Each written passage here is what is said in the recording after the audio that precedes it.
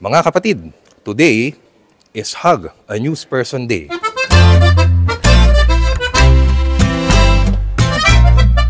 Okay, nandito tayo ngayon sa newsroom. Ano naman pong masasabi nyo sa mga nagko-comment po ng masasakit sa page po natin? Hug na lang din natin sila. Mali siya to, ha? Oo. Ma'am, reklamo ko lang po yung mga nagsasabi po bias daw po kami. Saan? Pagbabalita daw po. Ay, hindi. Pag News 5, naasahan talaga yan.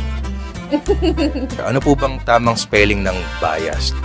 B-A-I-S. Wala po bang ED? May variations. Pwedeng V, V-I-A-S. Pwedeng ganun. Pwede rin B-A-Y-A-S. Binabati namin si Gretchen Ho. May bala ka bang yakapin si Gretchen, ho? Hug an ex-volleyball player day. Kailan mangyayari yan?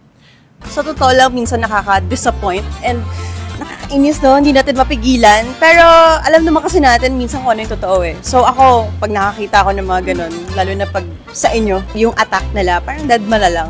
Alam naman natin kung ano yung totoo. Baka dahil nandito ka lang sa TV5, ha? Hindi! Vocal ako, alam niyo yan, online. Kaya kailangan din po namin ng hug this day.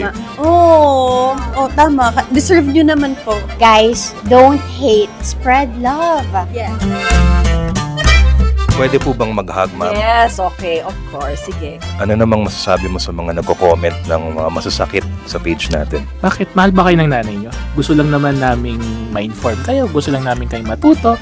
Bakit sinasaktan nyo yung mga puso namin, mga taga-media na nagtatrabaho ng marangal para sa inyo? Ang masasabi ko lang ay habang talagang nakahag ako sa'yo, no? Ang masasabi ko lang ay maging maingat po kayo sa mga pagbabasa ng mga balita kasi baka fake news na po yan tapos i-share nyo pa. Kaya minsan nauwi sa sobrang negative or sobrang parang masyadong mapusok yung mga comments kasi minsan hindi sila nagpo-pause or sabi nga natin, think ka muna. Mukhang inimbento mo nga lang yung Hug a News Person Day. Sir, gusto na talaga kita. Kailangan talaga i-hug. Hindi ba pwede padala ng Gcash, mga ganyan? Tomorrow, sir, pwede naman. Send a Gcash to a news person day. 0917-8